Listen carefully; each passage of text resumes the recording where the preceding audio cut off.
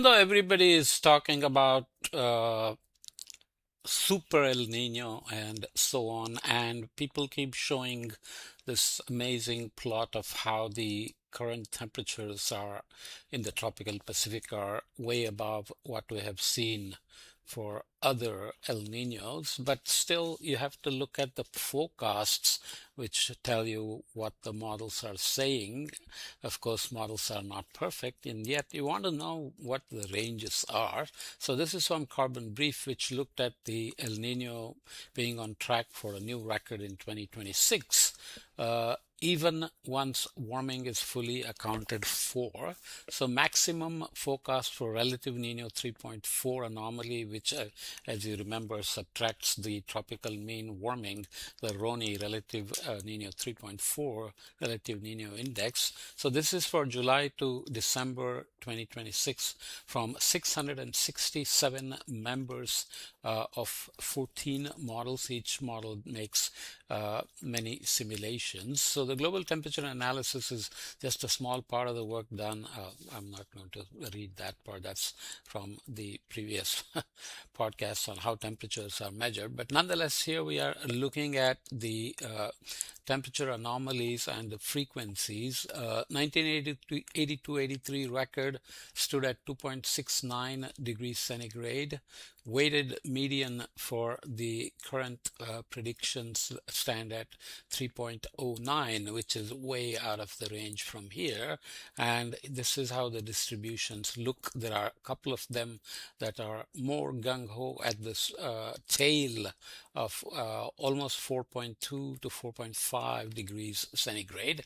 These are the different models and their range of predictions for different months, basically November and December. So Syntex, UKMO, Meteo France, Bureau of Meteorology, NCAR from the US, the Chinese model, Japanese model, ECMWF, ANSEP CFS, NASA GEOS, which is Goddard Space Flight Center, and so on. And you can see that the ranges go from 2 degrees to a range of maximum of more than 3 degrees here. And as you go to the stronger ones, CMCC for December is saying it's going to be centered around 4.5 degrees C with ranges up to almost 5 degrees C and down minimum above 0.42 degrees C, and NCAR CSM for November is expecting well over 4 degrees C, and I'm recording this in let's say August 16th. So obviously you have to also look at the patterns of SSTs because we are relying a little too much on the Niño 3 index predictions. I will show the patterns from NOAA's predictions, and they are not really encouraging in terms of what we are seeing right now and what the model predicts. Okay, the other thing we must mention is that 2027 is set to be, warmer than this year, which is what happens. 2024 was warmer than 2023, even though 2023 was the El Nino year. That's how things work. So 2027 is likely to set a new global temperature record. And here is the history so far. And we keep debating about whether we already crossed 1.5 or not. And we mentioned that the threshold crossing depends on which temperature product we use, so we have to be careful. 2026 projection as of now, in August I'm saying this, is expected to cross 1.5 degrees C with a certainty, with an uncertainty of let's say here about 0.05 or so, let's say. And 2027 has clear projection of crossing 1.5 with a range that's much larger. Obviously, these projections are tricky because you have to know how it was done.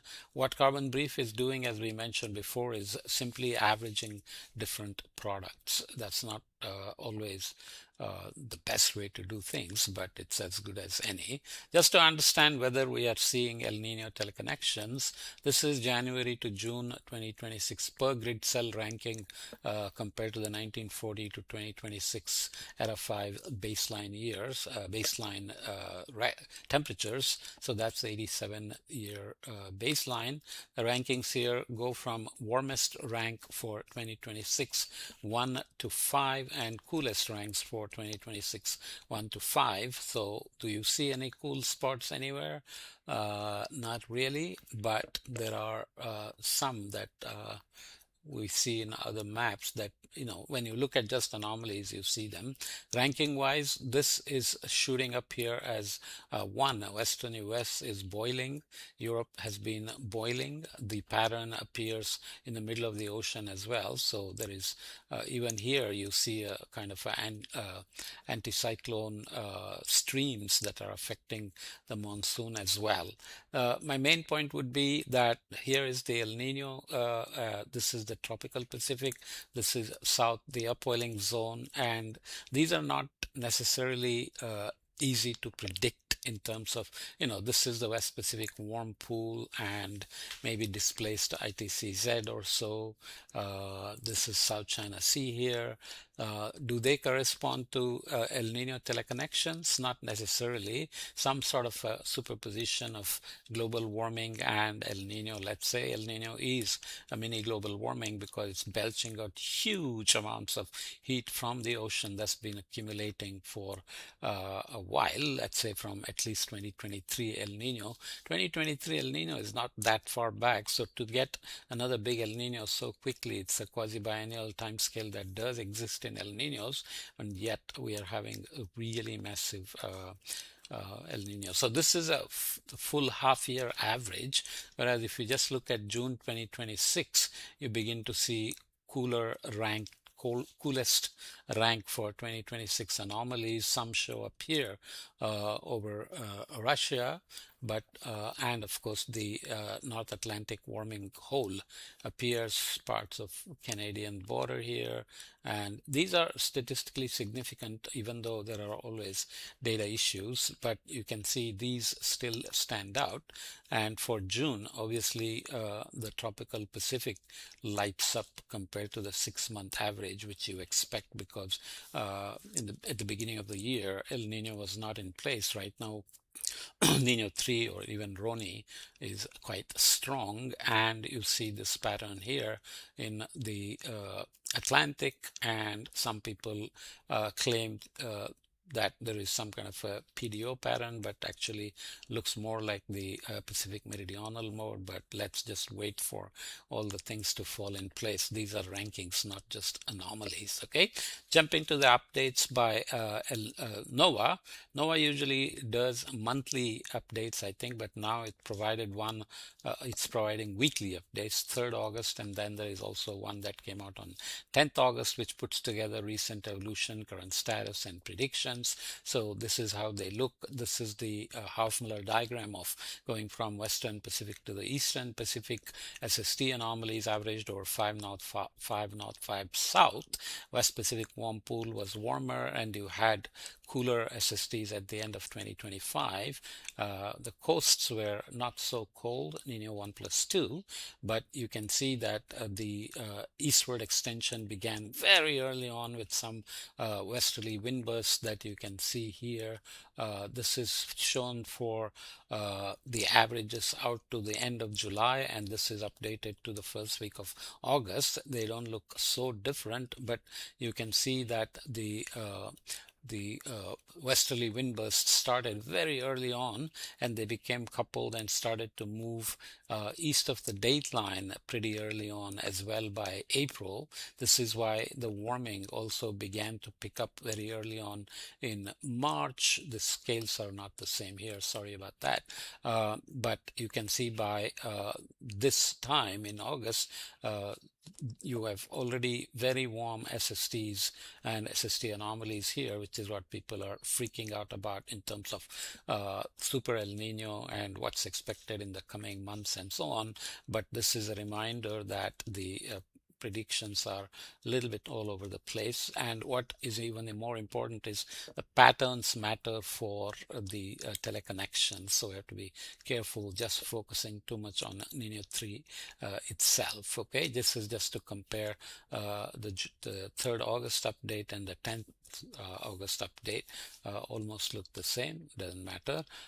If you look at the 5th July to 1st August average, when you show just the tropical Pacific, they're choosing scales in a way that it looks cold here, but when you show the same thing in a global map, obviously this cooling is not as prominent as here. These are in order 0.05, so I don't know, this is still there, so I don't know why they are doing this, because it's important to note that typically canonical El Niños will have a horseshoe pattern of cooling here, which is disappearing these days, and it's been argued before that it's because of the global warming here, but nonetheless this is what we call El Nino. We have to understand what is the impact of this cooling not being there, even though in OLR we'll see in a minute that there is drought going on here. This is the OLR. You can see positive OLR anomalies means that this is very dry and the convection has moved. Negative OLR anomalies means deep convection has moved. This is for 4th July to 29th July. This is 14th July to 8th August, and you can see there are some shifts, so more eastward, and this is a stronger center of negative anomalies, so deep convection has moved. Slowly this will move south as the sun crosses into the southern hemisphere, but this is what I'm talking about. There is indeed a drought and dry precipitation deficits here. Of course, subsurface anomalies are being shouted about online as well, just how remarkably warm it is. This is the heat that is being belched out from the ocean into the atmosphere, creating a mini global warming. So this is relative SST anomalies. Roni, you can see that this appeared to be like a IOD pattern, which people are already making noise about. But when you move 1 week ahead, 5th August to 5th August minus 8th July. This is 29th July minus 1st July. These are just relative. You don't want to look at just one day, but nonetheless, is IOD really emerging? This is a key question that everybody is asking.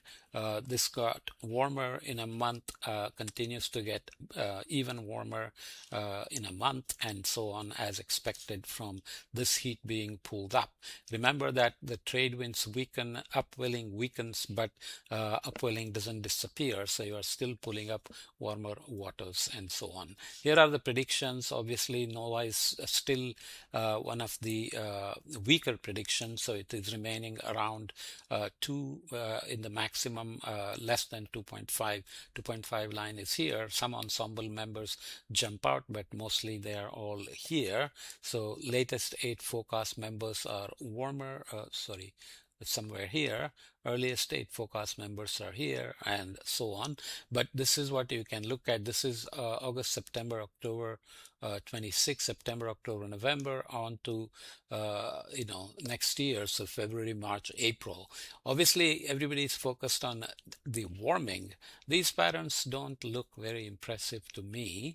So what is the impact of these on the model teleconnection predictions? So all the impacts we think about are based on the correlations with Niño 3.4, but obviously the SSC patterns matter, especially for let's say the typhoons and what happens to the monsoon and what happens to North America and so on and so forth, how the jet streams, subtropical and polar jet streams shift, and what the winter anomalies will look like, etc. So I'll just raise it as a question mark about the reliability of pattern predictions, even though Niño 3.4 is what gets all the attention. We'll come back and try to see if the teleconnections we have seen so far actually can be attributed to just the El Nino, or whether we should worry about how global warming is beginning to impact the El Nino teleconnections also. Okay, this is just kind of a running commentary on what we are seeing, so I will keep adding these to the list of podcasts on El Nino as well. Some are more general about El Nino processes, coupled, uncoupled El Nino, southern oscillation, and so on, but we have to obviously focus on 2026 as well. Okay.